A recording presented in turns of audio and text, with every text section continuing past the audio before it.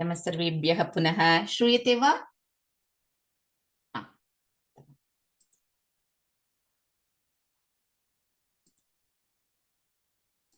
दृश्यते वा? आं भगिनि। प्रार्थनया प्रारम्भं कुर्मः। मधु भगिनी सरस्वती मन्त्रं वक्तुं शक्नोति वा? आं भगिनि।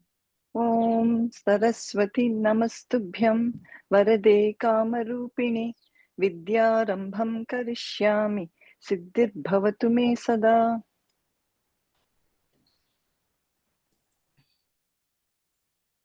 जेम्स् महोदय गुरुस्तोत्रं वक्तुं शक्नोति वा?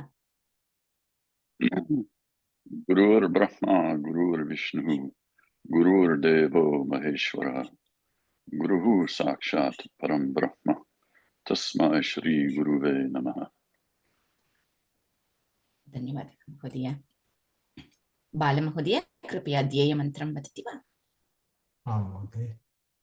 पठामि संस्कृतं नित्यं वदामि संस्कृतं सदा ध्यायामि संस्कृतं सम्यक् वन्दे संस्कृतमातरं संस्कृतस्य प्रसाराय नैजं सर्वं ददाम्यहं संस्कृतस्य सदा भक्तो वन्दे संस्कृतमातरं संस्कृतस्य कृते जीवन् संस्कृतस्य कृते यजन् आत्मानमाहुतं मन्ये वन्दे संस्कृतमातरम्। धन्यवादः महोदय। हेमन्त् महोदय कृपया माहेश्वरसूत्राणि वदति वा? श्लोकम् उक्त्वा वदति वा? श्रूयते वा? हेमन्त् महोदय। Shamyatam, Bhagini, I've got computer issues, so I'm trying to solve चिन्ता that. मास्तु। मोहन् महोदय वदति वा? नृत्तावसाने नडराजराजो ननादठक्कां नवपञ्चवारम् उद्धर्तुकामः सनकादिसिद्धान् एतद्विमर्शे शिवसूत्रजालम् ऐ उन् रुलुक् एओं ऐऔच् हयवरट् लण् ञमगणनं झभै घडदश् जबगडदश् खप छटत चटतौ कपै शशसर् हल् इति माहेश्वरसूत्राणि। धन्यवादः महोदय, बहु उत्तमम्।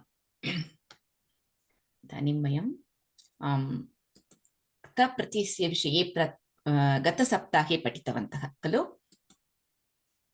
स्मरन्ति खलु सर्वे? भगिनी प्रथम स्लैड् गत्वा अत्र आगच्छतु भगिनि। इदानीम् आगतवती। अस्तु। क्तप्रत्ययान्तस्य क्तवतु प्रत्ययान्तत्वेन परिवर्तनं कथं कुर्मः इति अद्य पश्यामः। गतसप्ताहे वयं किं कृतवन्तः? क्तवतु प्रत्ययान्तस्य क्तप्रत्ययान्तत्वेन परिवर्तनं कृतवन्तः खलु? तस्य अभ्यासं कृतवन्तः। इदानीम् उल्टा भवति अस्माकम् अभ्यासः। अस्तु, क्तप्रत्ययान्तयुक्तानि वाक्यानि अत्र दत्तानि। तानि वाक्यानि इदानीं क्तवतु प्रत्ययान्तयुक्तैः वाक्यैः परिवर्तयामः। अस्तु, सेवकेन धनम् इष्टम् इति अत्र अस्ति। कीदृशं वाक्यम् एतत्? कर्मणि वाक्यं वा कर्तरि वाक्यं वा? कर्मणि वाक्यम्। क्तवतु प्रत्ययान्तयुक्तैः वाक्यैः परिवर्तयन्तु इति अस्ति। अतः क्तवतु प्रत्ययान्तवाक्यानि कीदृशानि वाक्यानि? कर्तरि वा कर्मणि वा? कर्तरि वाक्यानि। उत्तमम्। अतः कर्तरि वाक्ये कस्य प्राधान्यम् अस्ति? कर्तृपदस्य वा अथवा कर्मपदस्य वा? कर्तृपदस्य प्राधान्यम् अस्ति, मुख्यत्वम् अस्ति। अतः प्रथमं वयं कर्तृपदस्य परिवर्तनं कुर्मः। कर्मणि वाक्ये तृतीयायां भवति, कर्तरि वाक्ये कर्तृपदं प्रथमायां भवति। उत्तमम्। सेवकः भवति खलु सेवकेन इति सेवकः इति परिवर्तनं भवति। अनन्तरं कर्तरिवाक्ये किं पदं कर्तृपदम् अनुसरति? क्रिया कर्मपदं वा क्रिया क्रिया? उत्तमं, क्रियापदम् अथवा क्रियासूचकपदं खलु। अत्र इष्टम् इति अस्ति, तत् पदम् इदानीं तवतु प्रत्ययान्तत्वेन परिवर्तयामः। इष्टवान् अत्र सेवकः इति पुल्लिङ्गपदम्, अतः क्रियासूचकपदं कर्तृपदम् अनुसरति इत्यतः इष्टवान् इति पुल्लिङ्गे वदामः। सेवकेन इष्टवान्, क्षम्यतां, सेवकः इष्टवान् इति परिवर्तयामः। इदानीं कर्तरिवाक्ये कर्मपदं कस्यां विभक्त्यां भवति? द्वितीया सेवकः किम् इष्टवान्, कम् इष्टवान् अथवा काम् इष्टवान्? इष्टवान्। द्वितीयायामपि नपुंसकलिङ्गपदं समानं भवति, अतः सेवकः धनम् इष्टवान् इति परिवर्तयामः। इदानीं मोहन् महोदय प्रयत्नं कर्तुं शक्नोति वा?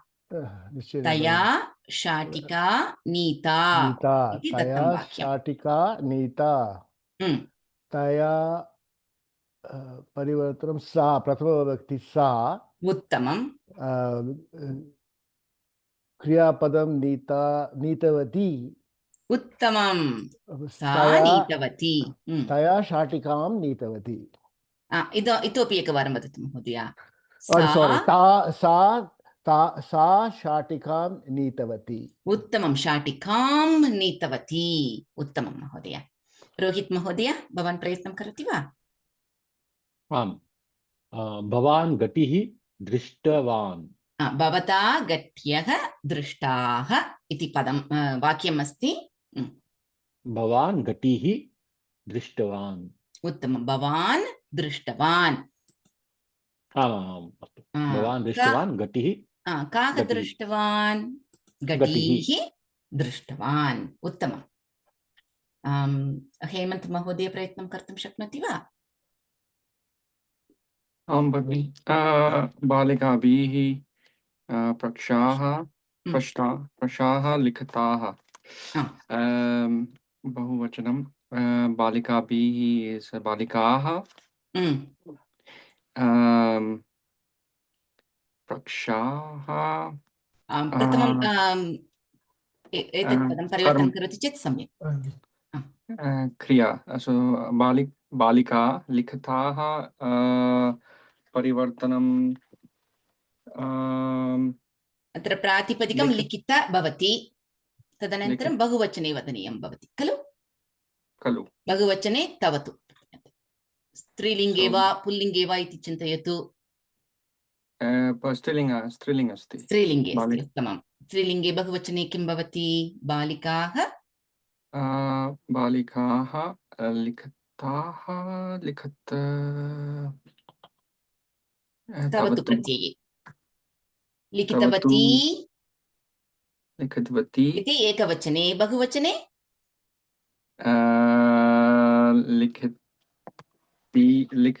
लिखितवती। साहाय्यं कर्तुं शक्नुवन्ति। बहुवचनं लिखितवत्यः इति भवति। लिखितवत्यः। बालिकाः लिखितवत्यः।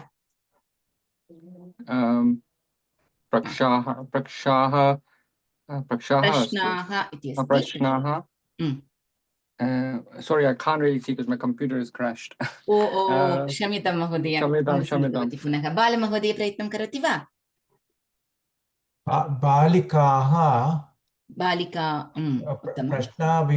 प्रश्नान् उत्तमं लिखितवत्यः बहुवचनं। बालिकाः प्रश्नान् लिखितवत्यः।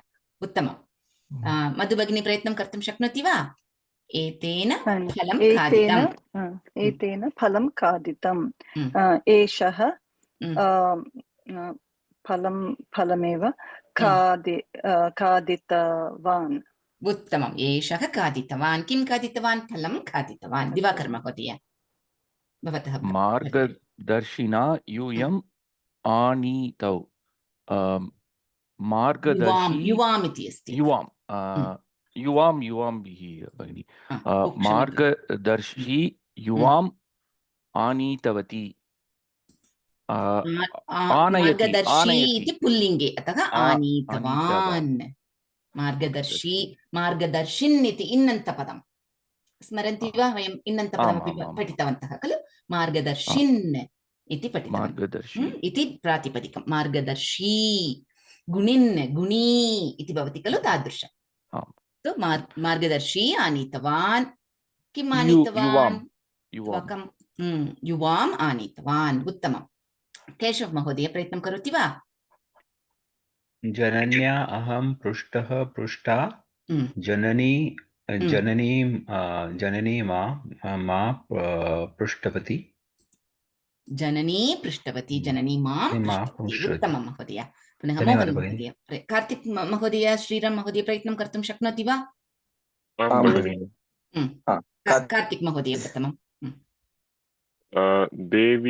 देवीभिः आवां रक्षितौ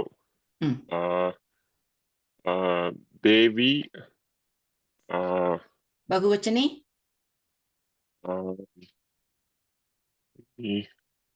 नदी बहुवचने किं भवति नद्यः उत्तमं देवीभ्यः देव्यः उत्तमं देव्यः रक्षितवत्यः उत्तमम्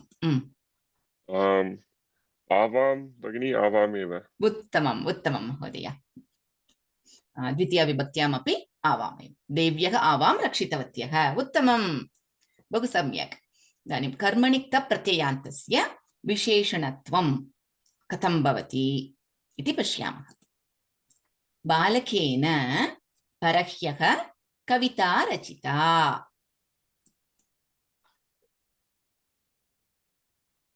का कविता रचिता मम माता इति कविता रचिता अद्य प्रातःकाले बालकेन सा कविता पठिता बालकेन कीदृशी कविता पठिता बालकेन परह्यः रचिता कविता पठिता यां कवितां परह्यः बालकः रचितवान् तां कवितामेव अद्य प्रातःकाले सः पठितवान् इति अर्थः सिद्ध्यति बालकेन परह्यः कविता रचिता बालकेन परह्यः रचिता कविता पठिता कविता रचिता रचिता कविता पठिता कविता रचिता रचिता कविता पठिता इति अत्र विशेषणत्वं भवति तादृशं भवति पश्यामः इतोपि एकं उदाहरणं बालकेन प्रातःकाले कविता पठिता बालकेन कविता स्मृता बालकेन कीदृशी कविता स्मृता बालकेन प्रातःकाले पठिता कविता स्मृता यां कवितां प्रातःकाले बालकः पठितवान् तां कविताम् अधुना सः स्मरति इति अर्थः बालकेन प्रातःकाले कविता पठिता बालकेन प्रातःकाले पठिता कविता स्मृता कविता पठिता पठिता कविता स्मृता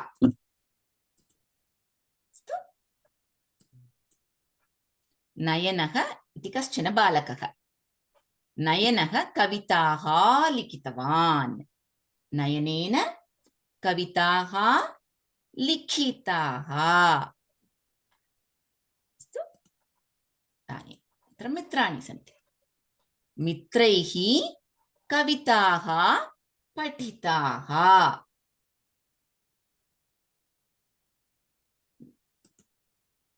नयनेन कविताः लिखिताः मित्रैः कविताः पठिताः अत्र समानविषयः कः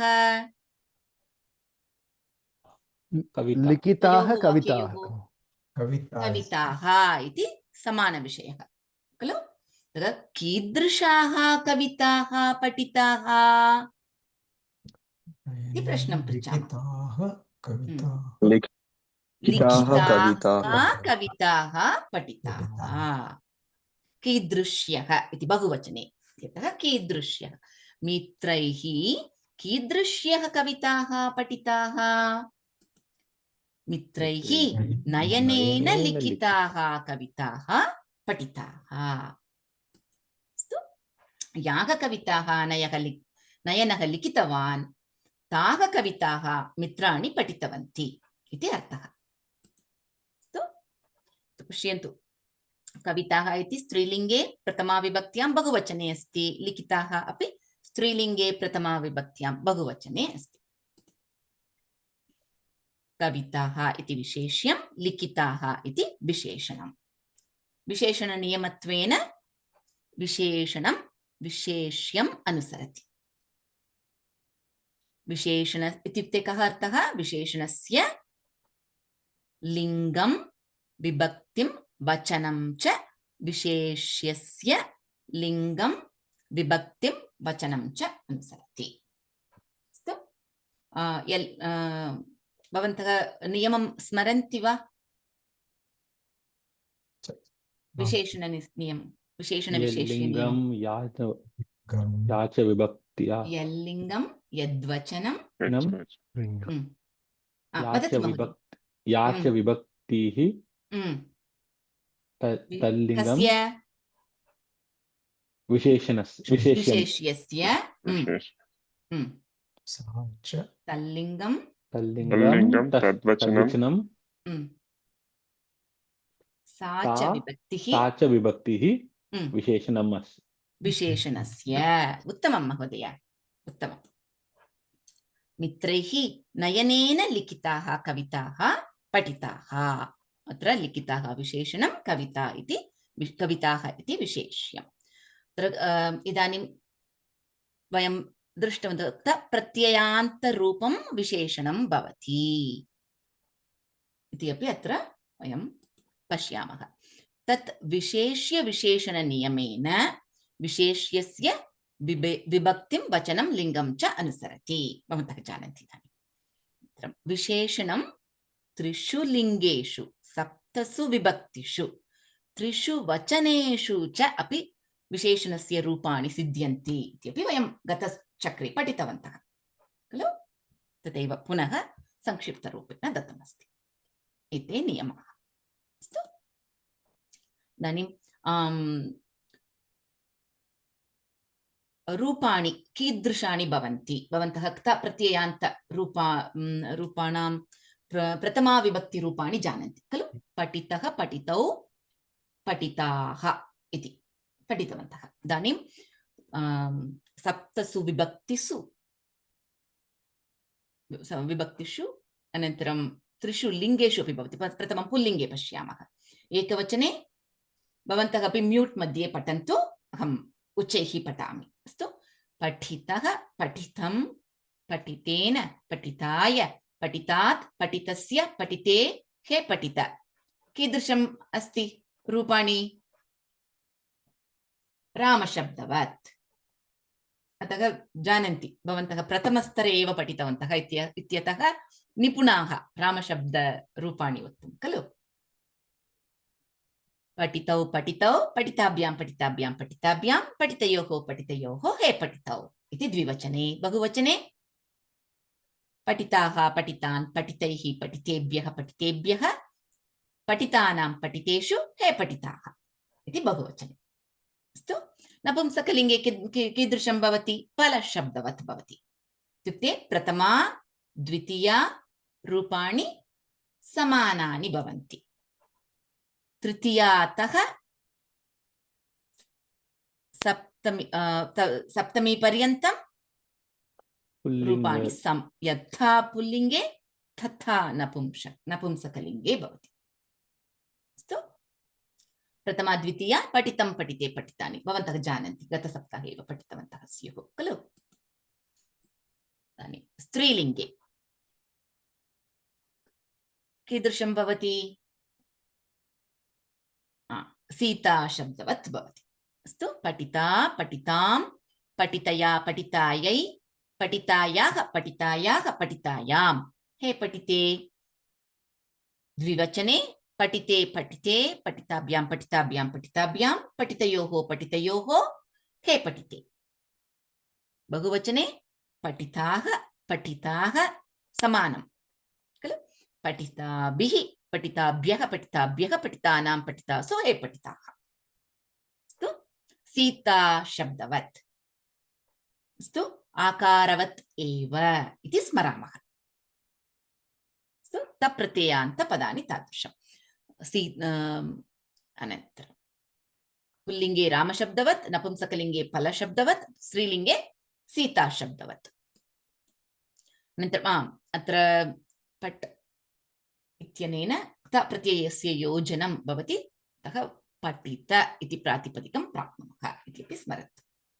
अस्तु, कीदृश शब्दरूपाणि यदा वयं विशेषणविशेष्यं पठामः, प्रयत्नं कुर्मः, तदानीं सर्वदा वयं कीदृश, कीदृशं, कीदृशः, कीदृशी तादृशं प्रश्नं पृष्ट्वा उत्तरं प्राप्तुं प्रयत्नं कुर्मः खलु, सरलम् इति कारणेन। तस्य अपि विभक्तिरूपाणि ज्ञातव्यानि खलु। पुल्लिङ्गे रामशब्दवत् एव भवति तदपि। अस्तु, कीदृशः कीदृशं कीदृशेन, कीदृशाय, कीदृशात् कीदृशस्य कीदृशे। अस्तु, रामशब्दवत्। द्विवचने कीदृशौ कीदृशौ, कीदृशाभ्यां कीदृशाभ्यां कीदृशाभ्यां, कीदृशयोः कीदृशयोः। बहुवचने कीदृशाः कीदृशान् कीदृशैः, कीदृशेभ्यः कीदृशेभ्यः कीदृशानां कीदृशेषु। तो भवन्तः अपि सर्वे अपि मया सह अनुवदन्तु अत्र म्यूट् मध्ये। नपुंसकलिङ्गे फलशब्दवत्। कीदृशं कीदृशे कीदृशानि प्रथमायां द्वितीयायां भवति। तृतीयातः सप्तमी पर्यन्तं यथा पुल्लिङ्गे तथा नपुंसकलिङ्गे समानं भवति। इदानीं स्त्रीलिङ्गे इदानीं पठित लिखित एतादृशानां तप्रत्ययान्तानां पदानां सीता शब्दवत् भवति इति अस्माभिः पठितं खलु। परन्तु कीदृशी इत्यस्य कीदृशं भवति रूपाणि, कीदृशानि भवन्ति? नदी शब्दवत् भवति। अस्तु, ईकारवत् भवति। अस्तु, कीदृशी, कीदृशं, कीदृश्या, कीदृश्यै, कीदृश्याः कीदृश्याः कीदृश्यां। द्विवचने कीदृश्यौ कीदृश्यौ, कीदृशीभ्यां कीदृशीभ्यां कीदृशीभ्यां, कीदृश्योः कीदृश्योः। बहुवचने कीदृश्यः कीदृशीः इति भवति।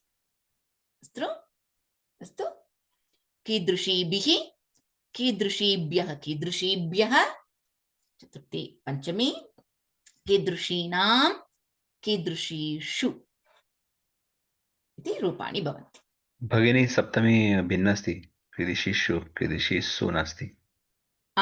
सत्यं। किमर्थं महोदय? नदी शब्दवत् इत्यतः। नदी शब्दः अस्ति चेत् नदीषु इति वदामः खलु। पुल्लिङ्गवत् षकारः श्रूयते, मूर्धन्य षकारः श्रूयते। उत्तमम् उत्तमं महोदय। इदानीं मित्रेण श्लोकाः लिखिताः इति इतोपि एकम् उदाहरणं दृष्ट्वा तदनन्तरं वयम् अभ्यासं कुर्मः। मित्रेण श्लोकाः लिखिताः। मित्रेण किं कुर्मः इदानीं? लिखिताः इत्यत्र अत्र कर्मणिक्तप्रत्ययान्तं, प्रथमं वाक्यं कर्मणिक्तप्रत्ययान्तं भवति इति दर्शितम्। अनन्तरम् अहं किं करोमि? अहं श्लोकान् पठामि। मित्रेण श्लोकाः लिखिताः, अहं श्लोकान् पठामि। अहं कीदृशान् श्लोकान् पठामि? अहं मित्रेण लिखिताः श्लोकाः अत्र श्लोका समानविषयः श्लोकाः, परन्तु तत्र श्लोकान् पठामि इति अस्ति। अतः कीदृशान् श्लोकान् पठामि इत्येव प्रश्नः खलु। अत्र तदुपयुज्य एव अस्माकं प्रश्नः भवति खलु। अहं कीदृशान् श्लोकान् पठामि। अतः श्लोकान् इति कस्यां विभक्त्याम् अस्ति, कस्मिन् वचने अस्ति, कस्मिन् लिङ्गे अस्ति इति दृष्ट्वा वयं प्रश्नं पृच्छामः। अहं कीदृशान् श्लोकान् पठामि इति। अत्र रूपमपि समानं भवति। अहं स्थूलक्षरे लिखितानि वाक्यानि कर्मणि प्रयोगः अस्ति। अहं पठामि तत् कर्मणि प्रयोगः अस्ति। कर्तरि अस्ति। आं महोदय, अत्र कर्तरिवाक्यमपि भवितुमर्हति अथवा तवतु वाक्यं भवितुमर्हति। एतत्तु लकारवाक्यं पठामि खलु। तवतु वाक्यमपि भवितुमर्हति, क्तप्रत्ययान्तवाक्यमपि भवितुमर्हति। अस्तु, प्रथमवाक्यम् एव अत्र कीदृशवाक्यं? कर्मणि प्रयोगः। कर्मणि क्तप्रत्ययान्तवाक्यानि कर्मण्यामेव भवति इति वयं जानीमः खलु। उत्तमं महोदय, उत्तमम्। अहं मित्रेण लिखितान् श्लोकान् पठामि। मित्रेण लिखितान् श्लोकान् पठामि। अस्तु, वाक्ययोजनं सरलं खलु। इतोपि उदाहरणानि पश्यामः। यान् श्लोकान् मम मित्रं लिखितवान् तान् श्लोकान् अहं पठामि इति अर्थः अत्र। अस्तु, श्लोकान् इति कस्मिन् लिङ्गे वचने अस्ति इति पश्यन्तु। कस्यां विभक्त्याम् अस्ति? पुल्लिङ्गे, द्विवचने, बहुवचने, द्वितीया विभक्त्यां बहुवचने। लिखितान् अपि समानम्। अस्तु, विशेषणं किम्? लिखितान्। विशेष्यं श्लोकान्। अस्तु, इदानीम् अभ्यासं कुर्मः। इदानीं युवाभ्यां पुस्तकं पठितं। मित्रेण पुस्तकम् अग्रजाय दत्तम्। अत्र पश्यन्तु, द्वितीयवाक्यं तप्रत्यये भवितुमर्हति अथवा तवतु प्रत्यये भवितुमर्हति अथवा लकारवाक्यं भवितुमर्हति। प्रथमवाक्यं तु वाक्यं भवति। अस्तु, तप्रत्ययवाक्यम्। इदानीं प्रथमसोपानं भवति कीदृशं पुस्तकम् इति। अत्र कीदृशं पुस्तकम्? युवाभ्यां पठितं पुस्तकम् इति प्रथमसोपानं भवति। युवाभ्यां पठितं पुस्तकम्। इदानीं द्वितीयसोपानं कीदृशं प्रश्नः कीदृशः भवति? मित्रेण कीदृशं पुस्तकम् अग्रजाय दत्तम्? मित्रेण युवाभ्यां पठितं पुस्तकम् अग्रजाय दत्तम्। मित्रेण कीदृशं पुस्तकम् अग्रजाय दत्तम्? मित्रेण युवाभ्यां पठितं पुस्तकम् अग्रजाय दत्तम्। अवगतं वा? रोहित् महोदय प्रयत्नं करोति वा? मातामहेन कथा उक्ता।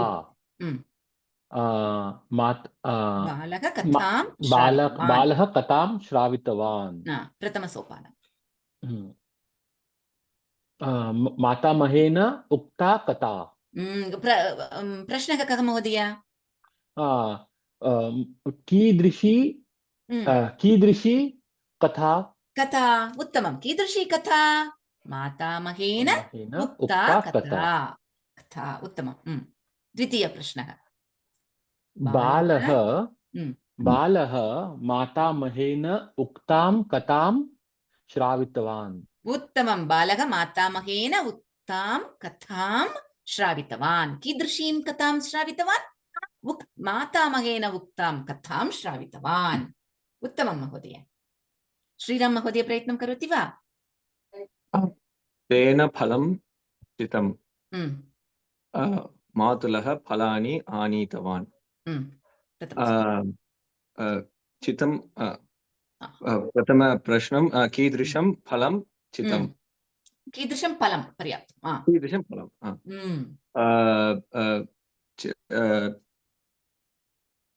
चितं तेन सह तेन चितं फलं तेन चितं फलम् अस्तु अत्र वयं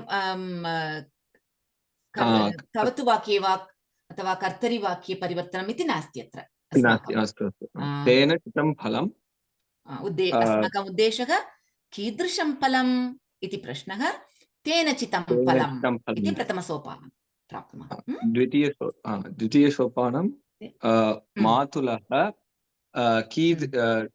कीदृशं फलानि इति अस्ति अतः कीदृशानि फलानि आनीतवान् मातुलः तेन चितं फलं तेन चितानि फलानि आनीतवान् उत्तमं महोदय मातुलः तेन चितानि फलानि आनीतवान् उत्तमम् तदेव वयं विभक्तिं समानविभक्तिम् अनन्तरं वचनं च उपयुज्य द्वितीयं प्रश्नं पृच्छामः अस्तु मातुलः कीदृशानि फलानि आनीतवान् मातुलः तेन चितानि फलानि आनीतवान् अस्तु इदानीं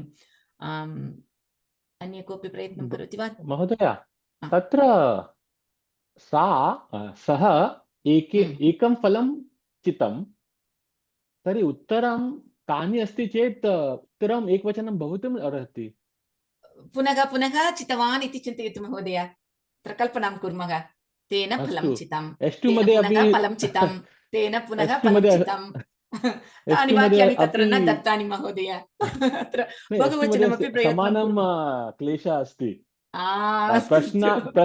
प्रश्नात् कानि अपि भवितुम् अर्हति उत्तरम् एकवचनं भवितुम् अर्हति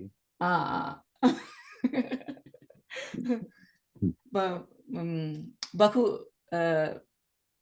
किं वदामः बहूनि वाक्यानि उपयुज्य अपि उत्तरं दातुं शक्नुमः खलु अतः तादृशं चिन्तयामः अस्तु उत्तमः प्रश्नः परन्तु एतादृशम् अत्र बहुवचने अस्ति चेत् वयं बहुवचने एव प्रश्नं पृष्ट्वा उत्तरं प्राप्नुमः इति सूचयितुमेव एतादृश उदाहरणं महोदय अस्तु जेम्स् महोदय प्रयत्नं करोति वा छात्राः उत्तराणि लिखितानि कीदृशानि उत्तराणि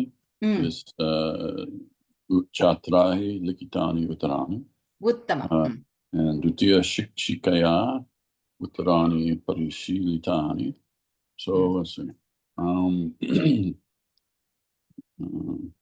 शिक्षिकया छात्राः लिखितानि उत्तराणि परिशीलितानि उत्तमं महोदय उत्तमं रोहित् महोदय इदानीं बहुवचने दत्वा बहुवचने एव अत्रापि दत्तम् अस्ति अस्तु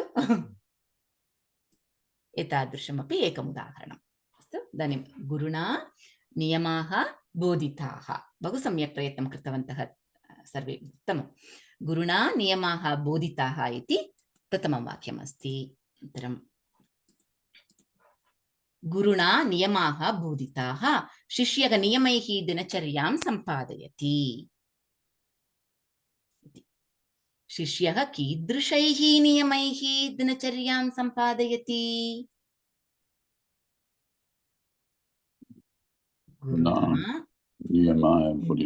शिष्यः गुरुणा बोधितैः नियमैः दिनचर्यां सम्पादयति सरलं खलु समानं भवति इति सर्वं भवन्तः स्मरन्ति विशेषणं किं विशेष्यं किं सर्वमपि स्मरन्ति खलु विशेष्यं नियमैः बोधितैः इति विशेषणम् अस्तु उदाहरणानि पश्यामः वा अत्र कस्यां विभक्त्याम् आसीत् इति अपि स्मरन्ति खलु तृतीया विभक्त्याम् आसीत् एतत् उदाहरणम् खलु अतः द्वयमपि विशेष्यं विशेषणं द्वयमपि तृतीया विभक्त्याम् अस्ति अभ्यासं कुर्मः मोहन् महोदय प्रयत्नं करोति वा पौत्र्या दुग्धम् आनीतम् प्रथमसोपानं कीदृशया पौत्र्या कीदृशं दुग्धम् इति प्रश्नः। कीदृशं दुग्धं आ, पौत्र्या आनीतं दुग्धम्। उत्तमं, पौत्र्या आनीतं दुग्धम्। एतादृशं स्थूलवर्णैः लिखितं खलु, तत्र एव प्रश्नः भवति प्रायः खलु, कर्मपदमत्र अस्ति खलु, तत् उपयुज्य एव। कीदृशं दुग्धं, पौत्र्या आनीतं दुग्धम्। इदानीं द्वितीयसोपानं। मातामही दुग्धेन पायसं पकवती। मातामही पौत्र्या कीदृशेन दुग्धेन पायसं पक्ववती। कीदृशेन दुग्धेन पायसं पक्ववती। आनीतेन दुग्धेन, पौत्र्या आनीतेन दुग्धेन। उत्तमं महोदय, मातामही पौत्र्या आनीतेन दुग्धेन पायसं पक्ववती। बहु उत्तमं महोदय, उत्तमं। बालमहोदय प्रयत्नं करोति वा? महोदय, बालकौ दण्डौ क्षिप्तौ, प्रथमसोपान कीदृशौ दण्डौ बालकै क्षिप्तौ। ओके, बालकै क्षिप्तौ दण्डौ। बालकैः क्षिप्तौ दण्डौ। द्वितीयसोपान अध्यापिका दण्डाभ्याम् अक्षराणि क्रीदिशाभ्याम् अक्षराणि सूचयति। अध्यापिका बालकैः क्षिप्तौ दण्डौ दण्डाभ्याम् अक्षराणि सूचितौ। इतोपि एकवारं वदति वा? बालकैः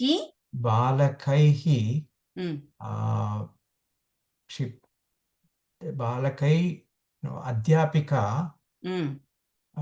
बालकैः क्षिप्तौ दण्डाभ्याम् अक्षराणि सूचयति। आनीतेन दुग्धेन विशेषणं विशेष्यम् अनुसरति खलु, अतः कीदृशाभ्यां दण्डाभ्याम् क्षिप्ताभ्याम्।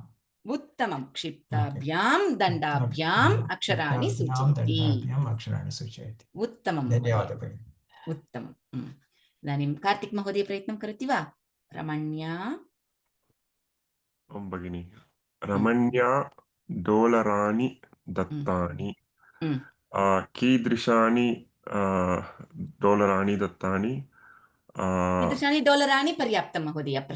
प्रश्नं किमर्थम् इत्युक्ते अत्र पश्यन्तु, कीदृशौ दण्डौ इति वदामः, पृच्छामः, बालकैः क्षिप्तौ दण्डौ इति उत्तरं भवति खलु। कीदृशौ डोलराणि इत्येव प्रश्नः, पर्याप्तं तावत्। कीदृशानि डोलराणि? रमण्या दत्तानि डोलरानि। इदानीं दत्तानि डोलराणि इति वदामः, तत्र दत्तानि इति विशेषणं भवति खलु, अतः एव कीदृशानि डोलराणि दत्तानि इति न पृच्छामः, कीदृशानि डोलरानि तदेव अस्माकं कृते पर्याप्तम्। उत्तरं भगिनि, रमण्या दत्तानि डोलरानि। उत्तमं। द्वितीयसोपानं। द्वितीयसोपानं सखी डोलरैः शाकानि आनयति। सखी रमण्या दत्तैः डोलरैः शाकानि आनयति। उत्तमं, कीदृशैः डोलरैः? रमण्या दत्तैः डोलरैः शाकानि आनयति। उत्तमं, बहु उत्तमं महोदय, बहु सम्यक्। इदानीम् इतोपि एकम् उदाहरणं, तदनन्तरम् अभ्यासं कुर्मः। इदानीं का विभक्तिः इति भवन्तः ऊहां कर्तुं शक्नुवन्ति इति मन्ये। पुत्र्या गणेशः नतः। इदानीं पुत्र्या गणेशः नतः वयं गणेशाय मोदकं समर्पयामः। वयं कीदृशाय गणेशाय मोदकं समर्पयामः? वयं पुत्र्या नताय गणेशाय मोदकं समर्पयामः। नताय विशेषणं, गणेशाय विशेष्यम्। उदाहरणं पश्यामः वा? कोऽपि प्रश्नः अस्ति वा तत्र? अवगतं खलु? उदाहरणं पश्यामः। दिवाकर महोदय प्रयत्नं कर्तुं शक्नोति वा इदानीम्? आम् भगिनि। जनार्दन वर्णेन ग्रन्थः लिखितः। प्रथमसोपानं कीदृशः लिखितः? तत्र किमस्ति? कीदृशः ग्रन्थः लिखितः? कर्म अनुसृत्य एव प्रश्नः। कीदृशः ग्रन्थः? किमर्थं तादृशं प्रश्नं पृच्छामः? वाक्यद्वये समानविषयः कः अत्र? ग्रन्थः ग्रन्थाय। अत्र लिखितः दास्यते भिन्नं भवति। कर्म एव अत्र समानविषयः भवति। ग्रन्थः लिखितः ग्रन्थः। केन लिखितः ग्रन्थः? जनार्दन वर्णेन लिखितः ग्रन्थः। जनार्दन महोदयेन इति अर्थः। जनार्दनवर्येण लिखितः ग्रन्थः। उत्तमम्। इदानीं द्वितीयसोपानं सर्वकारेण ग्रन्थाय पुरस्कारः दास्यते। पुरस्कारः दास्यते। कीदृशाय ग्रन्थाय कीदृशाय ग्रन्थाय पुरस्कारः दास्यते? सर्वकारेण जनार्दन वर्णेन लिखिताय ग्रन्थाय। उत्तमं। लिखिताय ग्रन्थाय पुरस्कारः दास्यते। बहु उत्तमं महोदय। केशव महोदय प्रयत्नं करोति वा? आं भगिनि। बालेन पाठशाला गता। बालेन कीदृशा गता? प्रश्नः पाठशाला उद्दिश्य प्रश्नः भवति। ओके। बालेन कीदृशां? न, बालेन इति नास्ति महोदय। इदानीं एतद् उपयोगं न कुर्मः। अत्र कर्मपदं किमिति पश्यामः खलु? अत्र वाक्यद्वये अपि समानविषयः अपि तदैव अस्ति। इदानीं कस्यां विभक्त्याम् अस्ति, कस्मिन् लिङ्गे अस्ति इति पश्यन्तु। पाठशाला प्रथम। कीदृशः प्रश्नं पृच्छामः वा? कीदृशी प्रश्नं पृच्छामः? बालेन कीदृशी गता? न कथं प्रश्नं पृच्छामः? ग्रन्थः इति अस्ति चेत् कीदृशः ग्रन्थः। पुस्तकम् इति अस्ति चेत् कीदृशं पुस्तकं। कीदृशं पुस्तकम् इति प्रश्नः। ग्रन्थः अस्ति चेत् कीदृशः ग्रन्थः इति प्रश्नः। पाठशाला अस्ति चेत् कीदृशी गता। ग्रन्थः अस्ति चेत् कीदृशः ग्रन्थः। पाठशाला अस्ति चेत् कीदृशी गता। पाठशाला। बालेन कीदृशी गता? पाठशाला गता। पूर्णवाक्यस्य प्रश्नः अत्र मास्तु महोदय। अत्र बालेन पाठशाला गता। वाक्यद्वयमपि पठतु, अर्थम् अवगन्तुं प्रयत्नं करोतु। बालेन पाठशाला गता। पिता पाठशालायै धनं ददाति इति एकं वाक्यमस्ति, अथवा कोऽपि वदति। पिता पाठशालायै। एतत् वाक्यम् इदानीं भवान् न जानाति इति चिन्तयतु, न श्रुतवान्।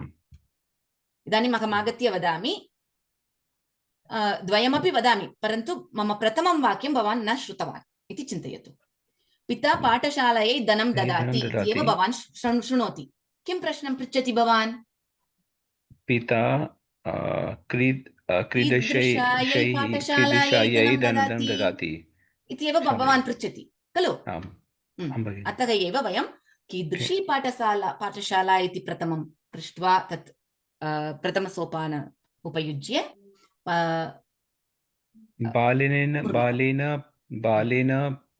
बालेन पिता पाठशालायै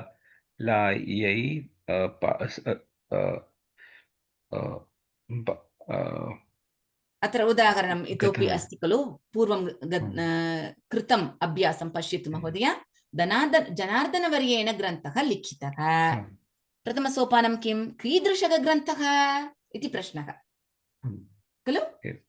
जनार्दनवर्येण लिखितः ग्रन्थः इति वदामः। तादृशम् एव कर्तुं प्रयत्नं करोतु। कीदृशी पाठशाला? ग्रन्था पाठशाला।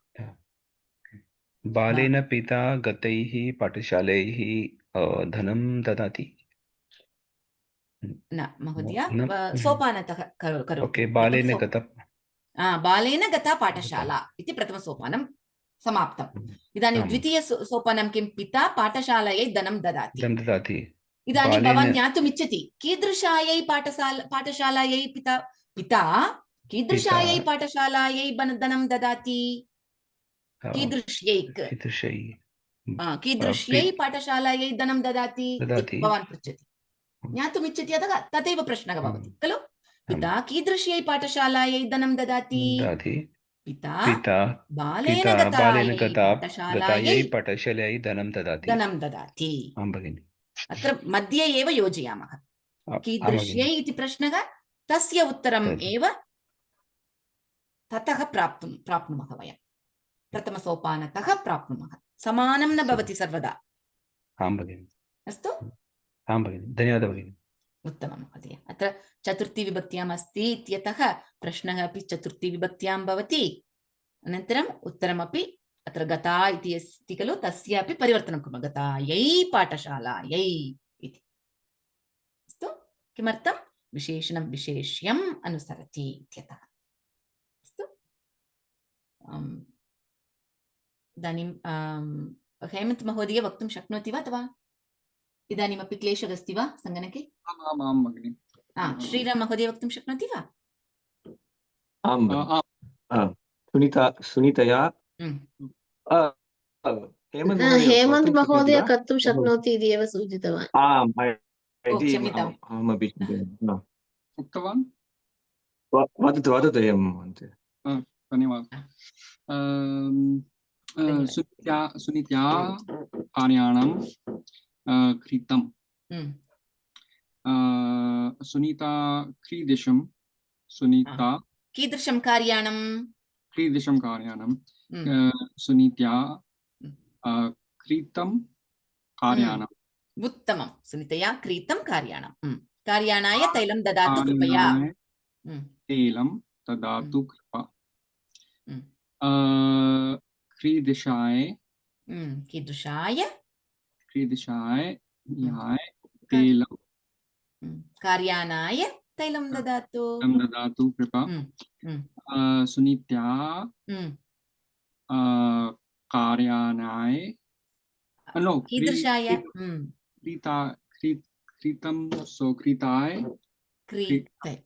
कृताय उत्तमं कार्याणाय तैलं ददातु कृपया। उत्तमं। सुनीतया क्रीताय कार्याणाय तैलं ददातु कृपया।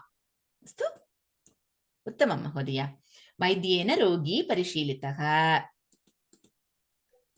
इदानीं वैद्येन रोगी परिशीलितः। चिकित्सालयः रोगिणः धनं स्वीकरोति। रोगिन् इति कीदृशं पदम्? इन्नन्तं पदं। रोगिन्। अतः रोगिणः धनं स्वीकरोति। कस्यां विभक्त्याम् अस्ति? पंचमी विभक्त्याम् अस्ति। उत्तमं महोदय। स्वीकरोति इति अपि अत्र टिप्पणी अस्ति खलु? पंचमी विभक्तिः। चिकित्सालयः कीदृशात् रोगिणः धनं स्वीकरोति? चिकित्सालयः वैद्येन परिशीलितात् रोगिणः धनं स्वीकरोति। परिशीलितात् इति विशेषणं, रोगिणः इति विशेष्यम्। मोहन महोदय प्रयत्नं करोति वा? भक्तैः देवालयः अटितः।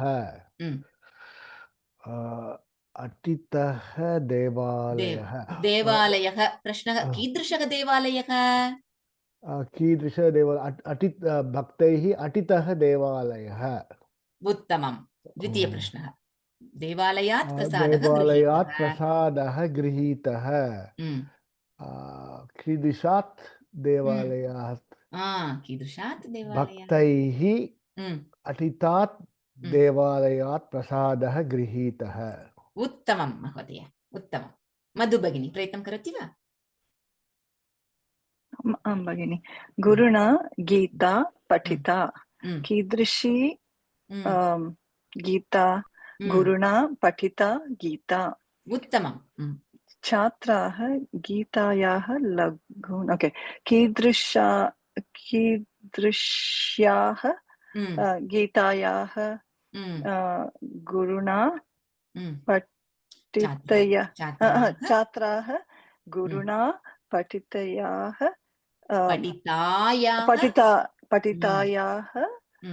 गीतायाः लघून् प्रश्नान् निर्मितवन्तः। उत्तमं। छात्राः गुरुणा पठितायाः गीतायाः लघून् प्रश्नान् निर्मितवन्तः। उत्तमं भगिनी। बालमहोदय। भगिनी तत्र पाठिता अस्ति भगिनी, पाठितायाः। अत्र पाठितायाः एव अस्ति महोदय। अहं पठिता इति श्रुतवान् भगिनी। ओ पाठितायाः, ओ उत्तमम् उत्तमं, धन्यवादः महोदय। आं पाठिता इति अस्ति, पठिता न। धन्यवादः महोदय। गीता पाठिता, ततः पाठितायाः गीतायाः। उत्तमं महोदय। काकेन मुखम् उद्घाटितवान्। उद्घाटितं कीदृशं मुखं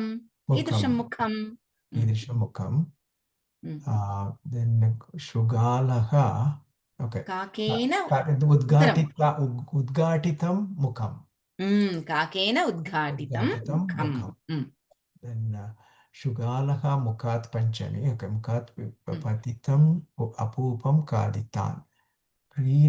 कीदृशात्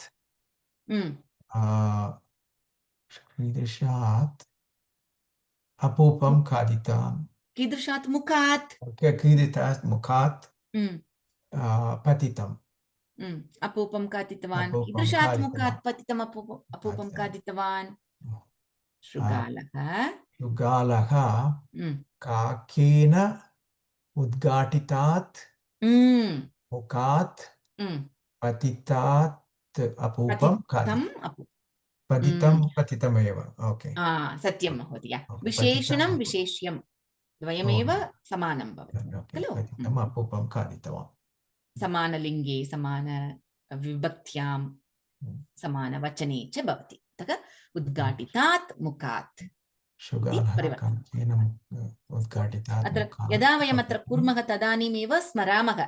अत्र मुखम् इति विशेष्यं भवति, उद्घाटितम् इति विशेषणं भवति। अतः यदा वयं तदुपयुज्य अत्र द्वितीयसोपानं कुर्मः, अत्र विशेषणं विशेष्यस्य लिङ्गं वचनं विभक्तिं च अनुसरति वा इति दृढीकुर्मः। अस्तु, शृगालः उद्घाटितात् मुखात् पतितम् अपूपं खादितवान्। अस्तु, उत्तमं महोदय। भगिनी द्वितीयसोपानस्य प्रश्नं पुनः एकवारं वदतु भगिनी। शृगालः कीदृशात् मुखात् पतितम् ऊपं खादितवान्? शृगालः काकेन उद्घाटितात् मुखात् पतितम् ऊपं खादितवान्। धन्यवादः। पुत्रेण विदेशः गतः। पुत्रेण विदेशः गतः। विदेशस्य नाम अमेरिका अस्ति। कीदृशस्य विदेशस्य नाम अमेरिका अस्ति? पुत्रेण गतस्य विदेशस्य नाम अमेरिका अस्ति। कीदृशस्य? पुत्रेण गतस्य। अस्तु, भवन्तः जानन्ति, गतस्य इति विशेषणं, विदेशस्य इति विशेष्यम्। शिक्षकेन प्रश्नः पृष्टः। जेम्स् महोदय प्रयत्नं करोतु वा? शिक्षकेन प्रश्नः पृष्टः। प्रथमसोपानं कीदृशः प्रश्नः, शिक्षकेन पृष्टः प्रश्नः। उत्तमं महोदय. Okay. प्रश्नस्य आशय छात्रेण न ज्ञातः. द्वितीयसोपानं कीदृशस्य प्रश्नस्य. कीदृशस्य प्रश्नस्य आशयः छात्रेण न ज्ञातः. So शिक्षकेन प्रश्नस्य पृष्ठस्य आशय छात्रेण न ज्ञातः. पृष्ठस्य प्रश्नस्य खलु. पृष्ठस्य प्रश्नस्य आशयः छात्रेण न ज्ञातः. कीदृशस्य प्रश्नस्य आशयः छात्रेण न ज्ञातः. शिक्षकेन पृष्ठस्य प्रश्नस्य इति परिवर्तनम्. आशयः छात्रेण न ज्ञातः. उत्तमं महोदय. कार्तिक महोदय. तेन तरुः दृष्टः. कीदृशः तरुः. तेन दृष्टः तरुः. उत्तमं महोदय. तरोः पर्णानि दीर्घानि. कीदृशस्य अत्र कस्मिन् वचने अस्ति महोदय. क्षम्यतां. कीदृशस्य तरोः इति अस्ति खलु. गुरुशब्दवत्. तरु इत्येतत् गुरुशब्दवत्. कीदृशस्य. उत्तमं महोदय. कीदृशस्य तरोः पर्णानि दीर्घानि.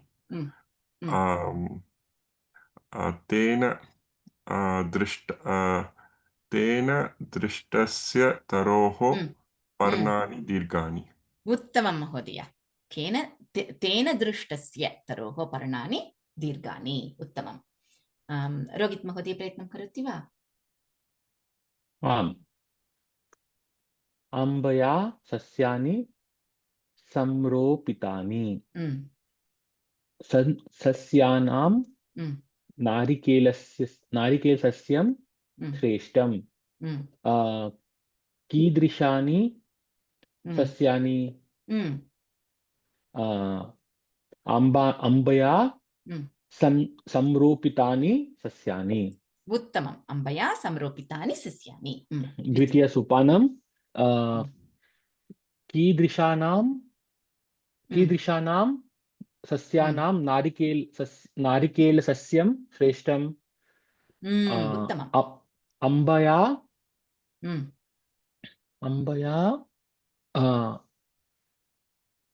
कीदृशानाम्. अम्बया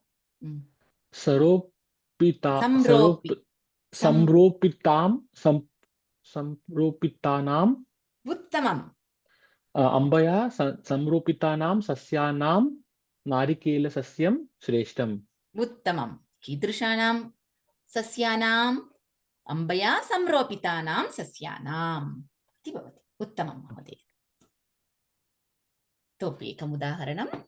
कुशलकृषिकेन वृक्षाः पोषिताः.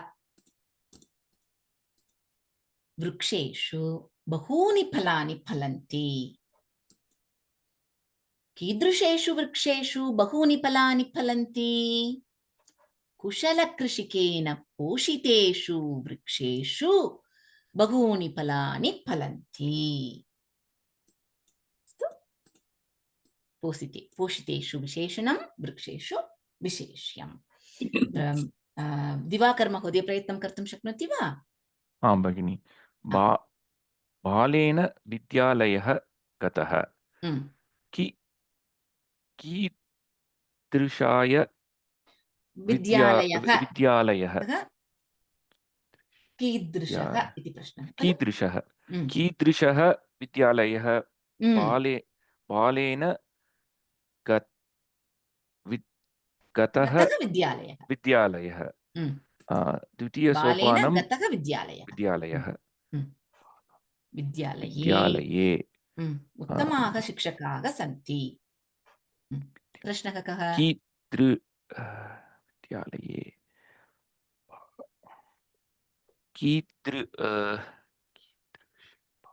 विद्यालये कीदृशे उत्तमं कीदृशे विद्यालये उत्तमाः शिक्षकाः सन्ति बालेन गताये विद्यालये विद्यालये रामशब्दवत् खलु तादृशमेव गता इत्यस्य अपि रामशब्दवत् सप्तमी कीदृशं भवति गते गते उत्तमं बालेन गते विद्यालये उत्तमाः शिक्षकाः सन्ति उत्तमं महोदय इदानीं हेमन्त महोदय प्रयत्नं कर्तुं शक्नोति वा आं भगिनि प्रथमवाक्यं तया मार्गाः पृष्टाः मार्गाः तया कीदृशाः मार्गाः तया पृष्टाः तया इति न आवश्यकं यदा वयं प्रश्नं पृच्छामः कीदृशमार्गाः तया कीदृशाः मार्गाः बहुवचने अस्ति इत्यतः कीदृशाः मार्गाः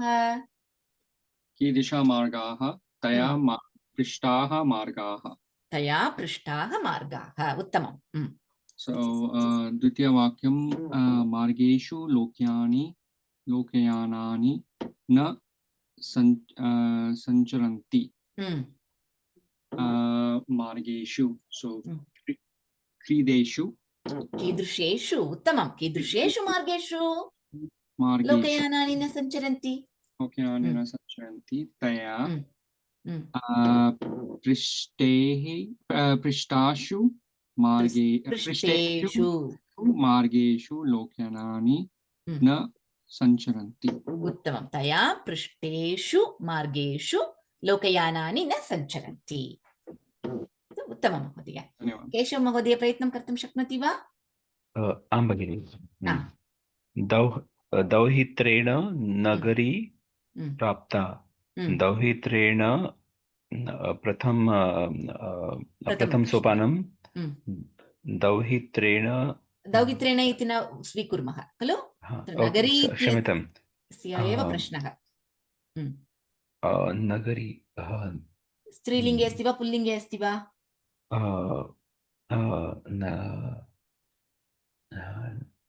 नगरी नगरं पुल्लिङ्गे नपुंसकलिङ्गे आं भगिनि नगरी इति नगरी नदी कीदृशी उत्तमं कीदृशी प्राप्ता नगरी कीदृशी नगरी इत्येव प्रश्नः ओके कीदृशी नगरी दौहित्रेण प्राप्ता नगरी उत्तमं दौहित्रेण प्राप्ता नगरी उत्तमं द्वितीयवाक्यं नगर्यां मातामह्याः कार्यालयः आसीत् दौहित्रेण प्रश्नः महोदय नगर्याम् इति अस्ति नगर्यां कीदृशे नगर्यां कस्यां विभक्त्याम् अस्ति नगर्यां सप्तमी विभक्त्याम् अस्ति तत् प्रश्नः अपि सप्तमी विभक्त्यां भवति कीदृश्यां नगर्यां मातामह्याः कार्यालयः आसीत् दौहित्रेण प्राप्तायां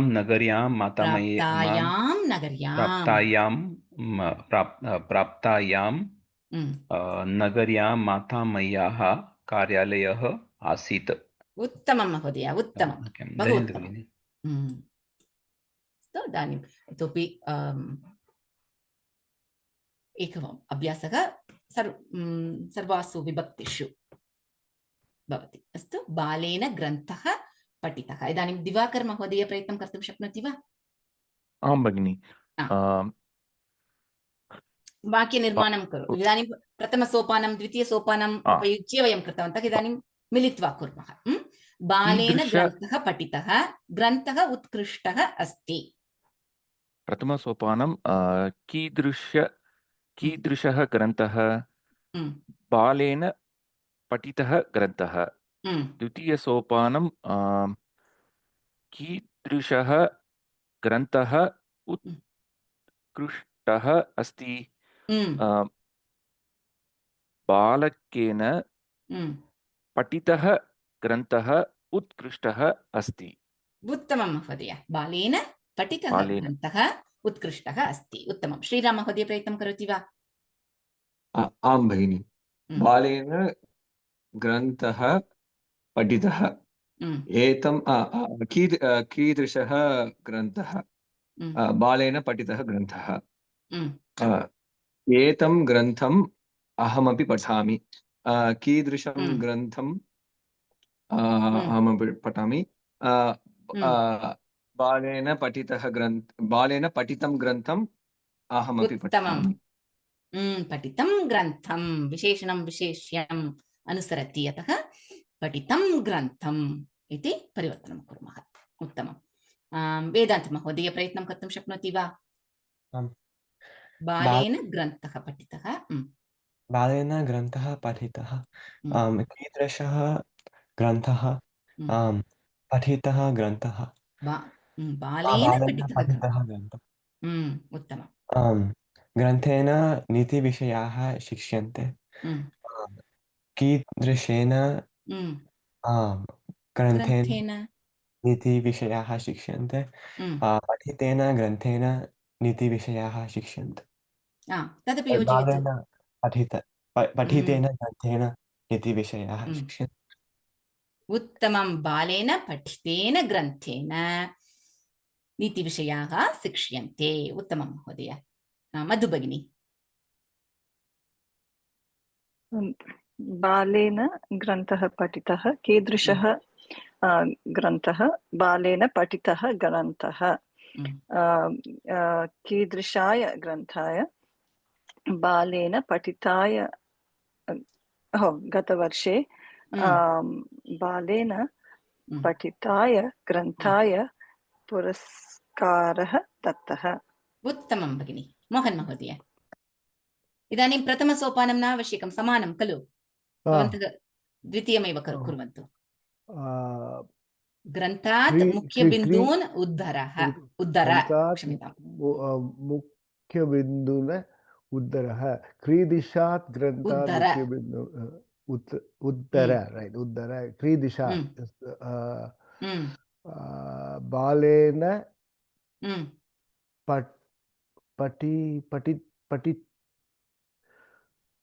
क्रीदिशात् ग्रन्थात् बालेन पठितात् ग्रन्थात् मुख्यबिन्दून् उद्धर। कीदृशात् ग्रन्थात्? बालेन पठितात् ग्रन्थात् मुख्यबिन्दून् उद्धर। उत्तमं महोदय। बालमहोदय, ग्रन्थस्य रचयिता बहु प्रसिद्धः अस्ति इति अहं वदामि, भवान् प्रश्नं पृच्छतु। कीदृशस्य ग्रन्थस्य रचयिता बहु प्रसिद्धः अस्ति? बालेन पठितस्य ग्रन्थस्य रचयिता बहु प्रसिद्धः अस्ति। उत्तमं महोदय। कार्तिक महोदय। ग्रन्थे उत्तमाः विषयाः सन्ति। कीदृशे ग्रन्थे उत्तमाः विषयाः सन्ति? बालेन पठिते ग्रन्थे उत्तमाः विषयाः सन्ति। उत्तमं, बहु उत्तमं महोदय। अस्तु, इदानीं समान तप्रत्ययान्तवाक्यम् उपयुज्य सप्तसु विभक्तिषु अभ्यासः जातः इत्यतः स्पष्टं जातम् इति मन्ये। कोऽपि प्रश्नः अस्ति वा? उत्तमम्। एकः प्रश्नः। तत्र द्वितीयवाक्ये शुद्धं वाक्यं भवति किम्? एतं बालेन पठितं ग्रन्थम्। एतं बालेन पठितं ग्रन्थम् उत दोषः भवति? एतम् इति किं सूचयति? बालेन पठितं ग्रन्थम् इत्येव सूचयति खलु महोदय? अत्र अतः एतमिति इदानीं न आवश्यकं। न आवश्यकम्। अस्तु खलु? अस्तु, उत्तमं धन्यवादः महोदय। इदानीम् इतोपि अभ्यासः भवति। जेम्स् महोदय प्रयत्नं करोति वा? So, Bhaktah Devam Pranatavan. Okay, so how are we supposed to change this? Varam Pranatavan. Varam Pranatavan. So, is it Devaha? इदानीं कीदृशः देवः? इदानीं कर्मणिक्तविशेषणत्वेन कर्तव्यं भवति खलु? परन्तु अत्र किं कृतम् अस्ति? कर्ता कः इत्येव दत्तमस्ति, वाक्यं नास्ति। प्रथमं वाक्यं कीदृशं वाक्यं भवति? कर्मणिक्तवाक्यं भवति खलु? Sorry, it's too fast. कीदृशः भक्तः? So, Devam. I'm sorry. कीदृशः देवः इत्येव प्रश्नः महोदय। कीदृशः देवः? भक्तः प्रणतवान्।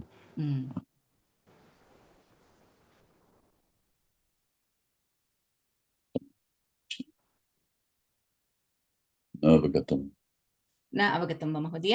एकम् अहं दर्शयामि। भक्तेन प्रणतः देवः इति वयं परिवर्तनं कुर्मः प्रथमम्। अस्तु? कर्मणि क्तप्रत्ययान्तवाक्यं भवेत् खलु? अतः कीदृशः देवः? भक्तेन प्रणतः देवः। अत्र तव तु क्रियावाचकं भवतु अथवा लकार क्रियावाचकं भवतु, वयं परिवर्तयामः। किं प्रति परिवर्तयामः? त प्रत्ययं प्रति परिवर्तयामः। अस्तु? देवः प्रणतः देवः। अस्तु? तादृशं। भक्तेन इति तृतीया। कर्मणिक्त मध्ये कर्तृपदं तृतीयायां भवति खलु? अतः भक्तेन इति लिखामः। कीदृशः देवः? भक्तेन प्रणतः देवः, वरं प्रदत्तवान्। अस्तु? एतत् प्रयत्नं करोति वा इदानीं? चोरः आभरणं चोरितवान्। अत्र चोरितवान् इत्यस्य किं भवति? क्त पदं किं भवति? प्रणतवान् प्रणतः भवति। चोरितवान् चोरितः भवति। चोरः इति कर्ता। कर्मणि तृतीया किं भवति? चोरेण। प्रश्नः अत्र किं भवति? कीदृशम् आभरणम् इति प्रश्नः। इदानीं कर्मणिक्तविशेषणत्वेन वदतु। So, चोरेण आभरणं चोरितम् आभरणं चोरेण। Oh, you switched it, right? Okay. चोरेण चोरितम् आभरणं आरक्षकैः अभिज्ञातम्। अस्तु, धन्यवादः। इदानीम् अवगतं खलु महोदय? आरक्षकैः अभिज्ञातं। किम् अभिज्ञातम्? आभरणम् आरक्षकैः अभिज्ञातं। कीदृशम् आभरणम् आरक्षकैः अभिज्ञातं? चोरितः आभरणम् आरक्षकैः अभिज्ञातं।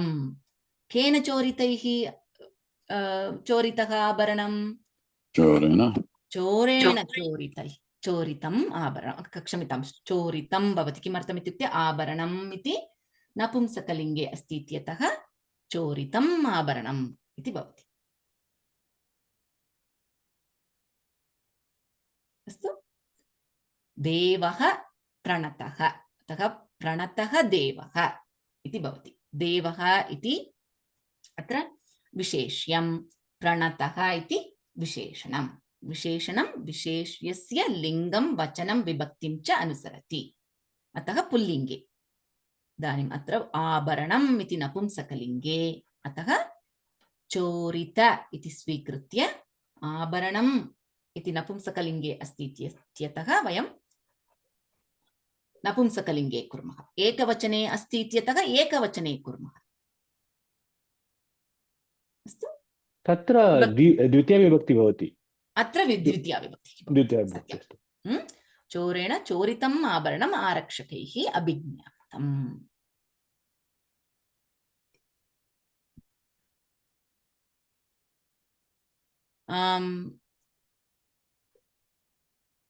कैः अभिज्ञातं आरक्षकैः अभिज्ञातम् एतादृशं भवति। अस्तु, इदानीं रोहित् महोदय प्रयत्नं कर्तुं शक्नोति वा?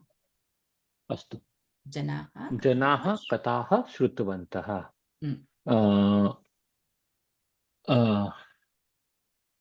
जनैः श्रुतं श्रुताः कथाः।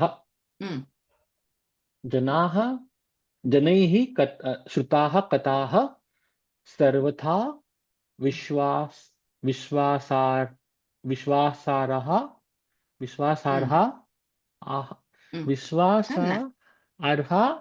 न। विश्वासार्हः न। अत्र सन्धि अस्ति किम्? आम् महोदय, अत्र विश्व आसार्हः भवति वा?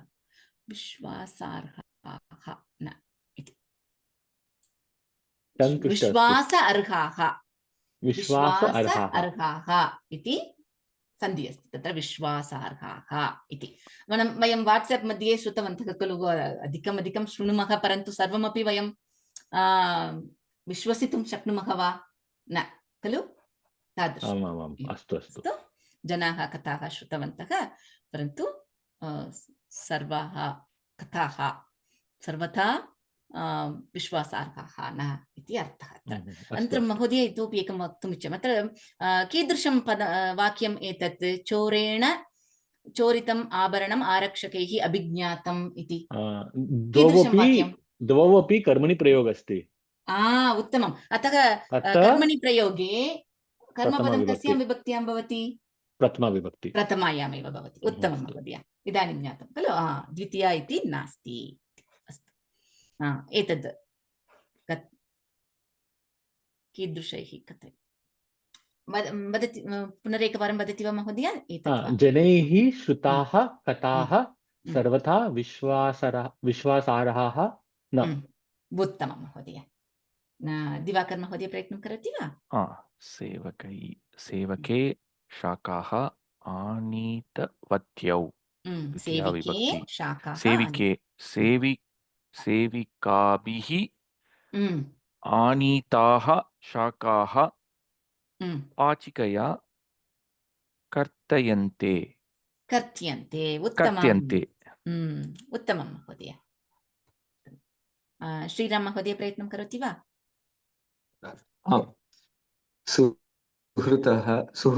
सुहृत् पत्रं प्रेषितवान्।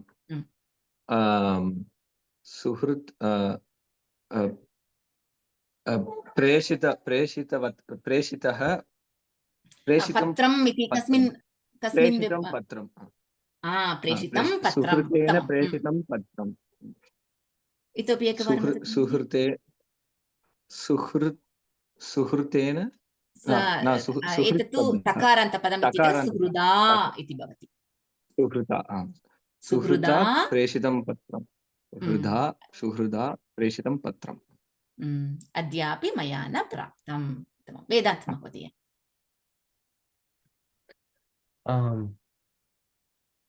गुरुः सूत्राणि बोधितवान्।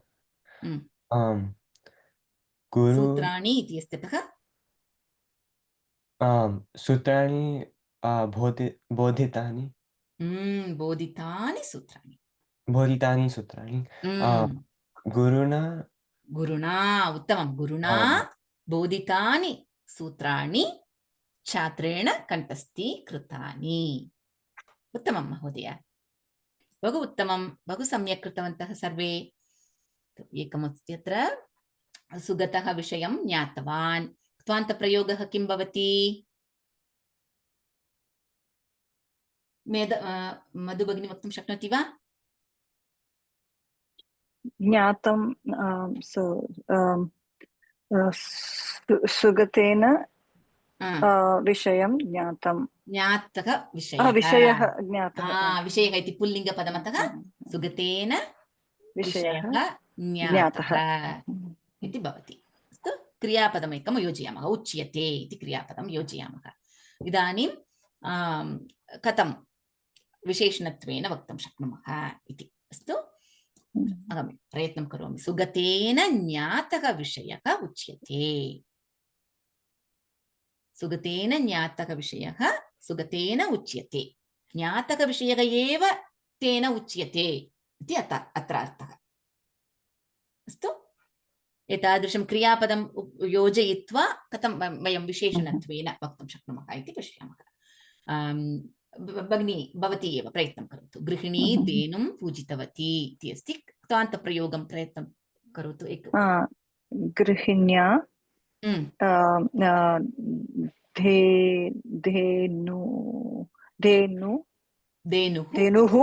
धेनुः पूजिता उत्तमं पूजिता यद्यपि अत्र विसर्गः अस्ति स्त्रीलिङ्गपदं खलु गृहिण्या धेनुः पूजिता किं क्रियापदं योजयामः शुभ्यते इति क्रियापदं गृहिण्या धेनुः पूजिता शुभ्यते इदानीं त्वान्तं वाक्यं विशेषणत्वेन कुर्मः चेत् गृहिण्या पूजिता धेनुः शुभ्यते उत्तमं गृहिण्या कीदृशी धेनुः शुभ्यते गृहिण्या पूजिता धेनुः शुभ्यते अस्तु इदानीं बालकः भित्तिं स्पृष्टवान् मोहन महोदय उक्तवान् वा बालकः भीतिं स्पृष्टवान् भित्तिं स्पृष्टवान् बालकः भित्तिं बालकः भित्तिं स्पृष्टवान् भित्तिः इति वदामः वदतु बालकः बालकः भित्तिः स्पृष्टवान् भित्तिं एव महोदय भित्तिः इति तस्य पदम् इति वदामि तावदेव एकवचनं पदं प्रथमाविभक्तिपदं भित्तिः भित्तिः प्रथमाविभक्ति आं महोदय भित्तिः तृतीयाविभक्ति बालकेन वृत्तिः स्पृष्टा स्त्रीलिङ्गपदं बालकेन भित्तिः स्पृष्टा उत्तमं क्रियापदं म्लायते इति योजयामः म्लायते बालकेन स्पृष्टा भित्तिः म्लायते उत्तमं महोदय उत्तमम् अस्तु सर्वे तु कीदृशानि वाक्यानि इति स्मरन्ति वा कीदृशानि वाक्यानि इति क्षम्यतां भगिनी कीदृशानि वाक्यानि एतानि वाक्यानि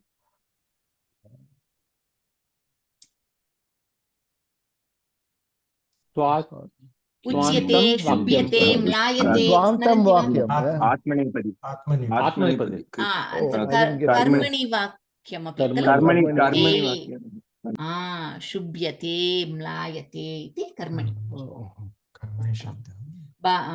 इदानीं केशव महोदय प्रयत्नं करोति वा बालिके चाकलेहान् क्रीतवत्यौ बालिकेन बालिके इति अस्ति महोदय बालिके बालिकाभ्यां उत्तमं बालिकाभ्यां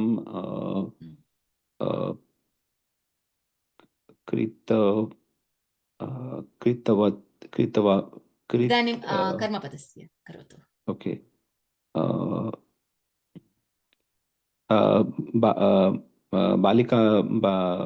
बालिकाभ्यां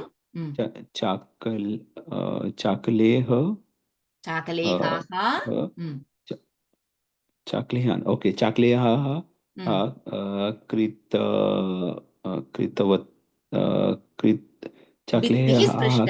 धेनुः पूजिता चाकलेहाः कृतवत्यः इदानीं क्त्वान्तप्रयोगः कथं भवति कर्मण्यां भवति त्वान्तपदं किं पदम् अनुसरति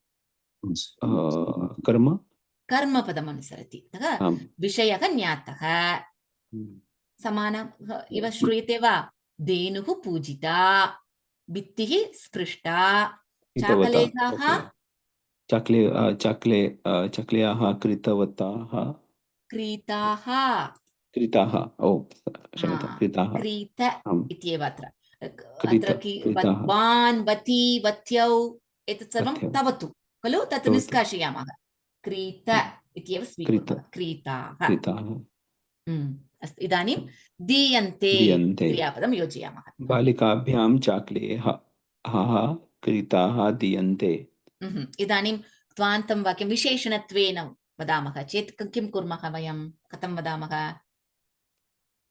बालिकाभ्यां कीदृशाः चाकलेहाः दीयन्ते बालिकाभ्यां चाकलेहाः क्रीताः क्रीताः चाकलेहाः क्रीताः बालिकाद्वयम् अस्ति तत्र ते गत्वा चाकलेहाः क्रीतवत्यौ खलु बालिकाभ्यां क्रीताः चाकलेहाः दीयन्ते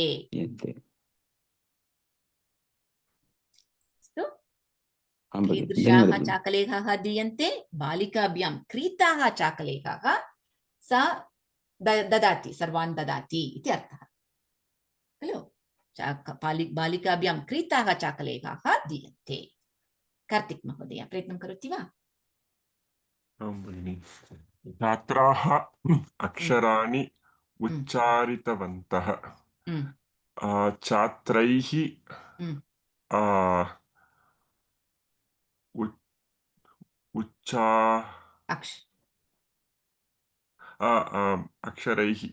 अक्षरैः न महोदय अत्र क्त्वान्तप्रयोगवाक्यम् एव वयम् इदानीं लिखामः खलु अक्षराणि एव भगिनि अक्षराणि एव छात्रैः अक्षराणि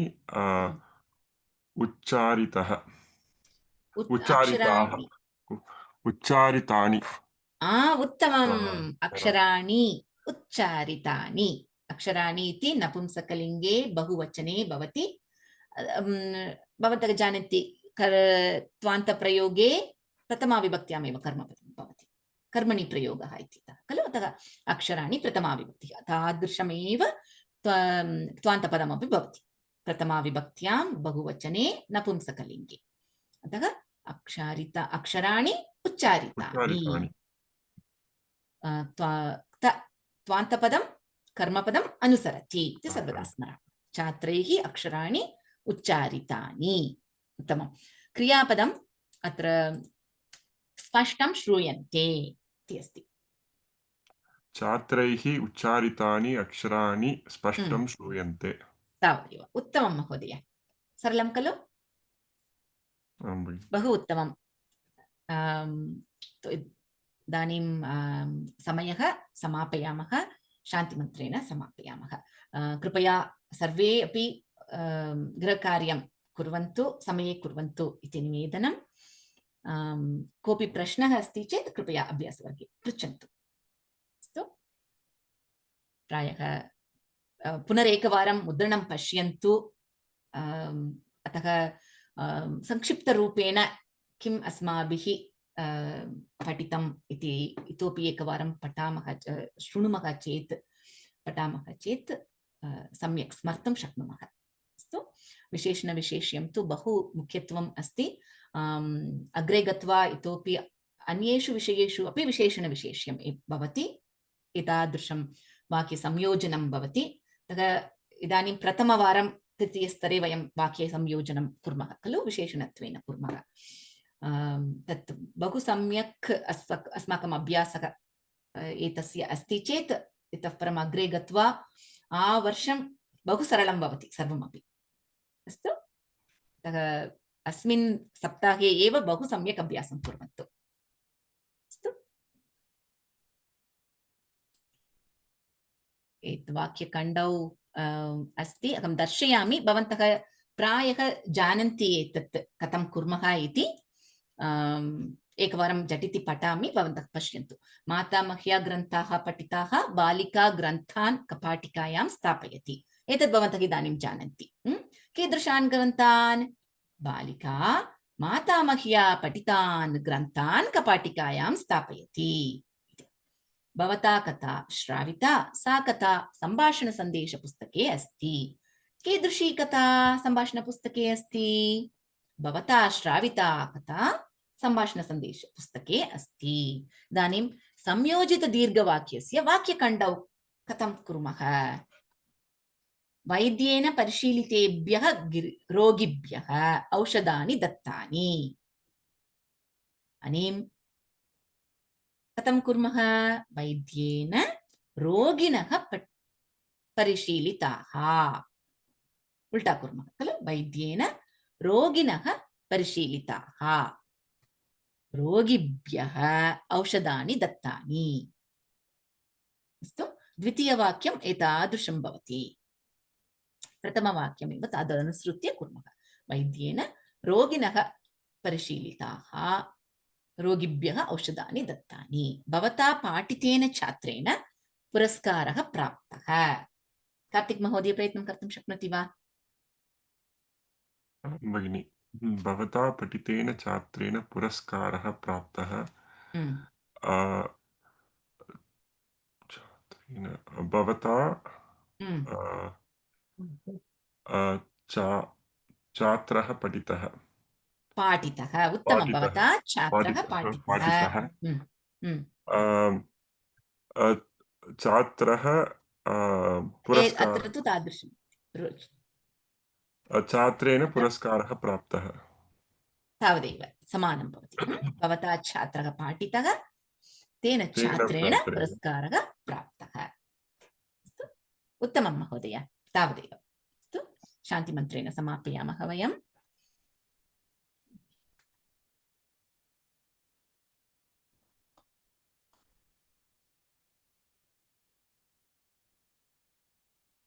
दर्शनीयं भवति वा? शान्तिमन्त्रः तत्र नास्ति इति मन्ये। अस्तु, वयं नास्ति भगिनी तत्र शान्तिमन्त्रं स्थापयिष्यामि। अस्तु, चिन्ता मास्तु। मोहन महोदय वक्तुं शक्नोति वा? सर्वे भवन्तु सुखिनः, सर्वे सन्तु निरामयाः, सर्वे भद्राणि पश्यन्तु, मा कश्चित् दुःखभाग् भवेत्। ओम शांति शांति शांति। हरि ओम। श्री गुरुभ्यो नमः। हरि ओम। धन्यवादः सर्वेभ्यः। Google form class Google form स्थापितवती, कृपया Sorry, Bhagini, the Google form link in the chat, when I tried to press it, it crashed Zoom 3 times in a row. Maybe you could send it on the WhatsApp or something.